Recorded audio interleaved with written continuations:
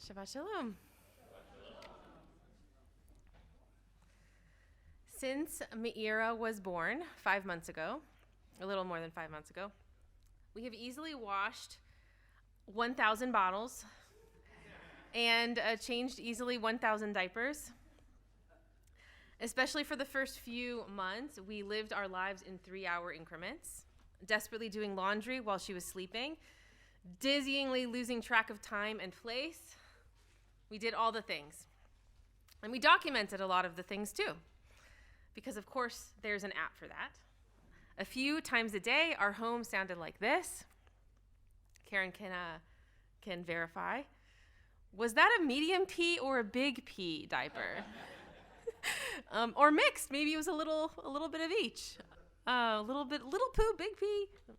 Did she drink 4 or 4.5 ounces at 3:30 a.m.? How many minutes did it take you to get her back to sleep? I know there are many kinds of caregiving, and of course, more deep experience in this room than I have personally. There was a New York Times opinion piece this week on caring for parents, rightly called one of the hardest jobs in America.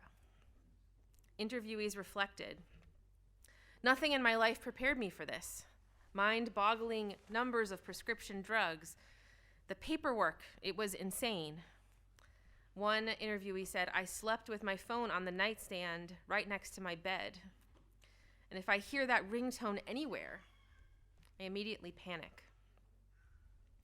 Anyone who has done intensive caregiving of all kinds, children and parents, partners, we all know that caregiving is a beautiful and difficult drudge, and one that most of us will take at some point in our lives. Even with all the gadgets and apps, there is a way in which every act of caregiving seems to disappear almost as soon as it's done. The bottles are right back in the sink again before you know it, and the laundry piles up. So how do we trudge well through this monotonous, mundane messiness of caregiving? How do we make meaning amid all the running around, or even find time to look back? 2 answers from our tradition. One is about being in the present moment, and one is about how we remember and shape the experience. First, Rabbi Danya Ruttenberg has a chapter on sweeping Cheerios from the floor.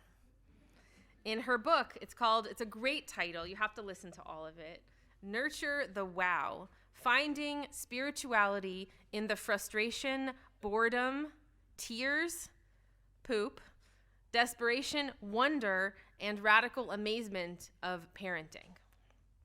And this may be the only rabbinic book with poop in the title. I'm not sure if that's I think it's a good thing. She quotes from Rav Avraham Isaac Kook, who's a late 19th century Kabbalist, who teaches that we constantly aspire to raise the holy sparks. Everything has an aspect of the sacred in it. And she suggests, even when we're in the midst of the frustration and the boredom and the tears and the poop and the whole list, right? She suggests that we practice mindfulness during our caregiving tasks, like doing laundry or even like doing the dishes. She writes, "If usually your dish doing time involves thinking of all the things you're grumpy about and concocting various fantasies in your head about where you'd rather like to be in that moment, well, if you're instead able to be totally absorbed in the dish doing for a moment or two, to feel the sponge in your hand, to watch the water falling from the tap, to let your mind be full of the sensations and actions of your hand moving the sponge around the shiny silver bowl, feeling its weight as you slosh water over it." I'm slowing down so you can really imagine, maybe even do a second of this for yourselves in this moment. You try to bring a little more of yourself to the state of presence, not thinking about the outcome, but rather the act of washing. And she calls this, and I say this very seriously because I think there's a lot of potential here too, she calls this spiritual practice, that there is a way in which washing dishes can be a spiritual practice. She says, I dare say that could change your life. In another section of the book, Rabbi Ruttenberg remembers reading the children's book, The Very Hungry Caterpillar. Does anyone remember that one? Yeah? Okay. And how she, reading it for the first time versus reading it for the 100th time. So she says, most parents engagedly read the story as something of a conversation, in the beginning. You see the caterpillars right there. Do you see the sun? What color is it? Do you like to eat pears too? And by the time the kid is demanding to hear it for the gazillionth time, many of us have gone on autopilot because, frankly, it can be boring to the average adult. But she challenges us. This is where the mindfulness is going to come in again. If we can conceive of our repeat performance of The Very Hungry Caterpillar, not as a burden, but as a mantra, or even a liturgy. Other times when we repeat words over and over again, and we are not expecting them to change. We, in fact, rely on them to stay the same. What if we could reconnect to that great love that binds us to our children, or I'll add our parents, or I'll add our partners, to everything that lives, and perhaps to the transcendent? She means God.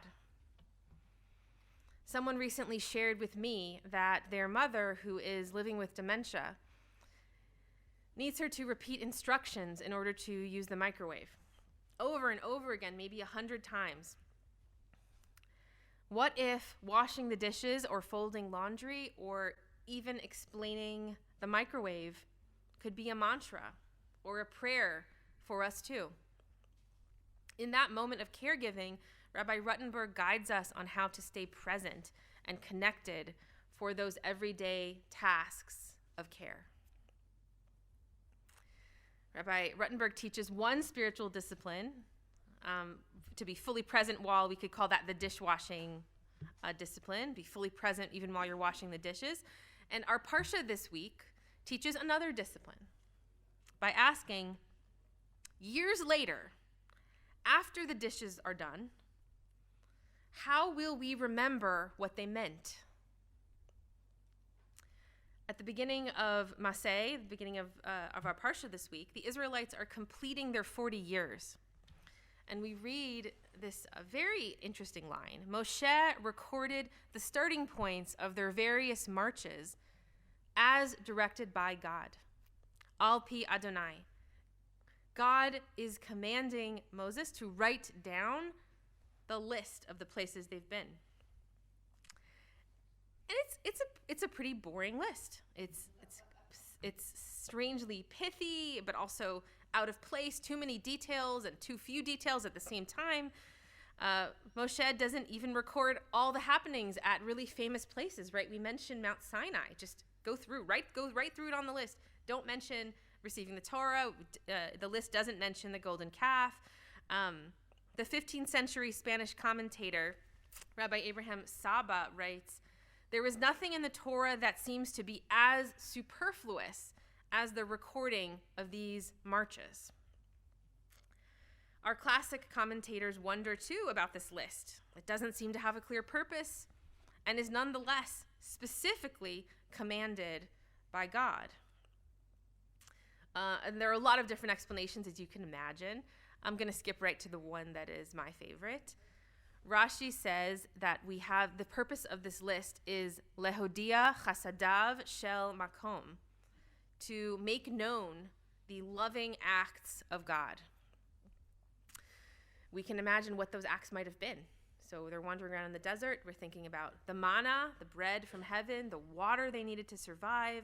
There are a lot of ways in which we could imagine what those acts of loving kindness were in the desert. And Rashi brings this parable.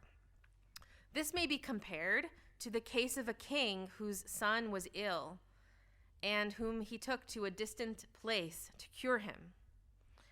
When they returned, the father began to enumerate all the stages of their journey, saying to his son, here is where we slept. Here is where we caught cold. Here you had the headache. And on and on and on. The father isn't reminding his child, remember how miserable you were. he's saying instead, remember where I carried you through this journey. He doesn't recount the complaints. He remembers his own care. So the wandering through the desert wasn't only the story of Israel's wandering and suffering, but it was also a story of God's caregiving, trudging through, providing us with water and manna. And God doesn't want us to skip over that once we reach the promised land. Whereas the Israelites remember 40 years of wandering, God is remembering and is commanding Moses to remember and write down. Instead, 40 years of caregiving. Don't just remember the desert sweltering and the schlepping and the struggling. God says, the way a child on a road trip only remembers being nauseous in the back seat. Instead, like the king, has that happened to some of you with your kids? Like you take them on this amazing trip and they're like, oh, I was really nauseous in the back seat, Dad. I feel like there's going on right there. Yeah. Instead, the king who reminds his recovering son, remember all the gifts and blessings of the desert along the way. The manna, the water, God protecting us. Care doesn't always feel meaningful while we're doing it. Sometimes we only recognize its meaning or really feel its meaning in retrospect. It's hard and meticulous and miraculous and worthy of each of our labor at different times throughout our lives. But one day, most of us will forget how many bottles we washed. We won't remember whether it was a medium or a big P diaper. We won't remember the 1,000 ordinary acts that filled our days. And perhaps that's why God tells Moses to write down the journey, because that love is really easy to overlook while we're living it. And sometimes we can only really recognize these sacred aspects of care looking back in retrospect.